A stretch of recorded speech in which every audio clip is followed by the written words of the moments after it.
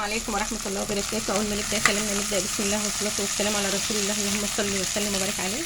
نعمل بقى إيه؟ حبة بامية ولا بلحمة مفرومة ولا بلحمة سليمة، يعني إيه؟ بامية أرديح يا جماعة، مش هتقول لأ. وأحلى حبة بامية تاكليهم بألف هنا وشفا يا رب اللي هي. جبت بصلاية وبصل، بس أنا إيه النور الكهرباء هتقطع يا جماعة، إيه فاستنيت إيه لما الكهرباء إيه تيجي، كنت انا حطيت الباميه يعني، فهي ايه شفت كاسه. اول حاجه حطيت معلقه زبده، ما فيش زبده سمنه نباتي ما بتقولش لا، بشوحها بس يعني البصله القطعه تطلع مش بغمقها عشان الاكل بتاعي يبقى ايه طعمه حلو. تمام تمام. هنا شوحتها تشويحه حلوه، وهرمي عليها ايه طماطم.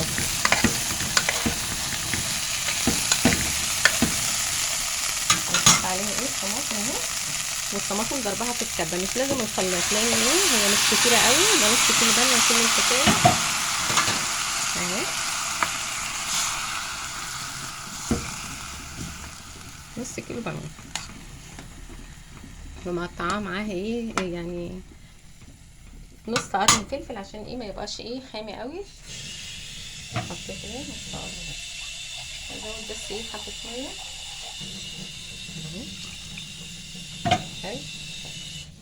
انا بقى ايه مستعمله الكبه لان انا مش خضار كتير، ده نص كيلو باميه، ما طلعش الخلاط ايه واضرب فيه طماطم على نص كيلو خضار. تمام تمام. بعد كده بقى ما تغلي كويس انا الوقت هحط لها حبه فلفل اسمر وحبه ملح فقط لا غير، هي فيها فلفل اخضر فمش هحط ايه شطه. تمام تمام. هعمل بقى ايه تاني لما بقى تتسبك ان شاء الله كده، هروح جايبه ثوم ضربه برضو في الكبه دي عشان ايه ما استهلكش ايه موعي، هي كده كده الكبه شغاله معايا، هعمل فيها دقه فلفل عشان دقه الفلفل بتليق جنب ايه الباميه بتبقى طعمها حلو. بنعمل دقه فلفل وبنخرط عليها ايه طماطم. تمام تمام.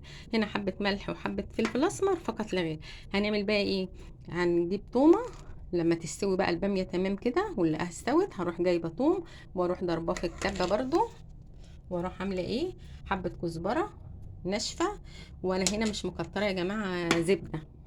تمام تمام. حاطه ايه يعني المعلقه دي مش مليانه قوي لان انا هستعمل تاني في التومه، في الطشه بتاعه التومه برضو ايه حته سمنه او زبده الموجود عندك متاح اشتغل بيه، مفيش حاجه بتقول لا يا جماعه.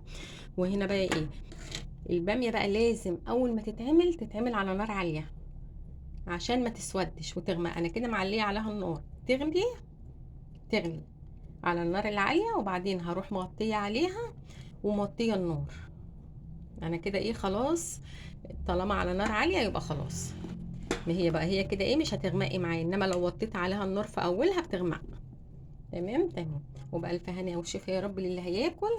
ودي ايه الباميه بتاعتنا الجميله الارديحي الجميله بسم الله ما شاء الله. الاكل ما بيقولش لا بلحمه لا، شغال. اهم حاجه السمه على رسول الله، تسمي الله وتصلي على رسول الله، اهم حاجه الاكل بتاعك بيطلع جميل وزي الفل. وانا بقى ايه هسيبها تغلي غلوه واروح مغطيه عليها كده، خلاص هتدخل في الغليان اهي. اغطي عليها واقف جنبها شويه كده ايه عشان ما بحبش اسيب الاكل كده ايه لوحده من غير غطا. تمام تمام. احط الغطا عليها اهو.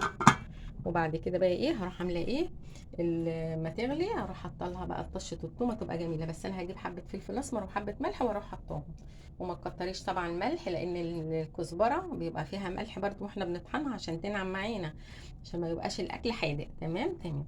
واترككم في رعايه الله وامنه، والسلام عليكم ورحمه الله وبركاته.